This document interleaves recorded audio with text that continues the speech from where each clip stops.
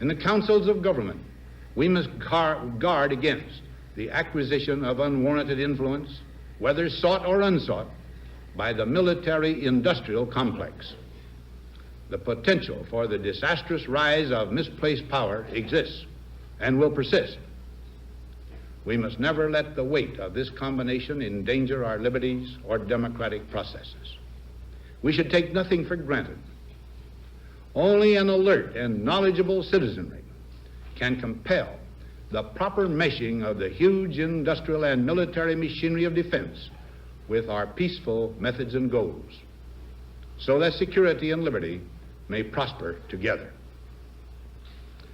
Akin to and largely responsible for the sweeping changes in our industrial military posture has been the technological revolution during recent decades. In this revolution, research has become central. It also becomes more formalized, complex, and costly. A steadily increasing share is conducted for, by, or at the direction of the federal government. Today, the solitary inventor, tinkering in his shop, has been overshadowed by task forces of scientists in laboratories and testing fields. In the same fashion, the free university, historically the fountainhead of free ideas and scientific discovery, has experienced a revolution in the conduct of research. Partly because of the huge costs involved, a government contract becomes virtually a substitute for intellectual curiosity. For every old blackboard, there are now hundreds of new electronic computers. The prospect of domination of the nation's scholars by federal employment, project allocations, and the power of money is ever present and is gravely to be regarded. Yet in holding scientific research and discovery in respect, as we should, we must also be alert to the equal and opposite danger that public policy could itself become the captive of a scientific, technological elite. It is the task of statesmanship to mold, to balance, and to integrate these and other forces, new and old, within the principles of our democratic system, ever aiming toward the supreme goals of our free society. Another factor in maintaining balance involves the element of time. As we peer into society's future, we, you and I, and our government must avoid the impulse to live only for today, plundering for our own ease and convenience the precious resources of tomorrow. We cannot mortgage the material assets of our grandchildren without risking the loss also of their political and spiritual heritage. We want democracy to survive for all generations to come, not to become the insolvent phantom of tomorrow. During the long lane of the history yet to be written, America knows that this world of ours, ever growing smaller, must avoid becoming a community of dreadful fear and hate, and be instead a proud confederation of mutual trust and respect. Such a confederation must be one of equals.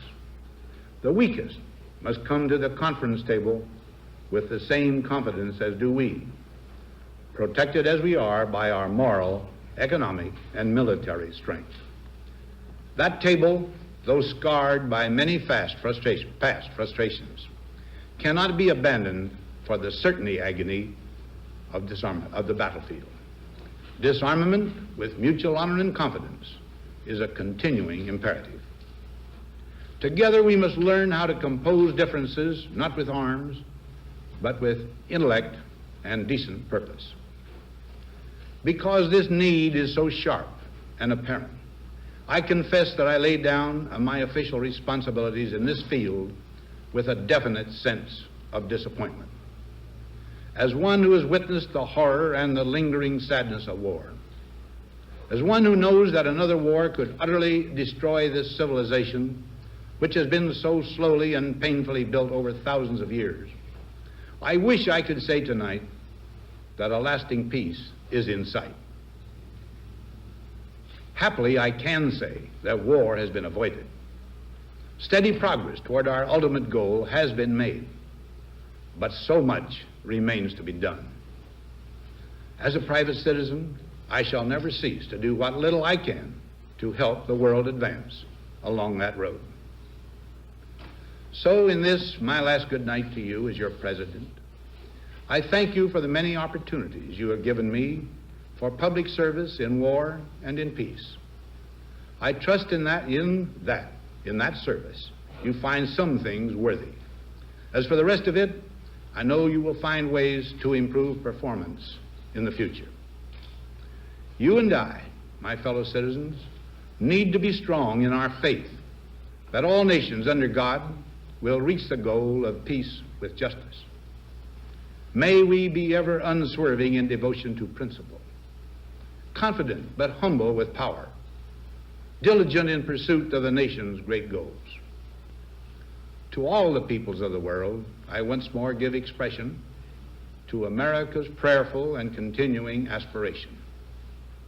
We pray that peoples of all faiths, all races, all nations may have their great human needs satisfied, that those now denied opportunity shall come to enjoy it to the full, that all who yearn for freedom may experience its spiritual blessings.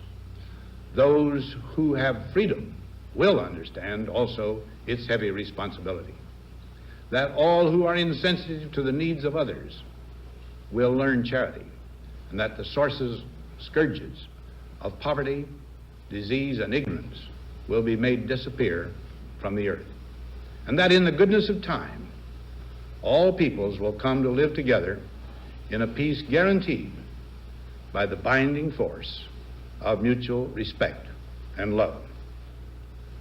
Now, on Friday noon, I am to become a private citizen. I am proud to do so. I look forward to it. Thank you, and good night.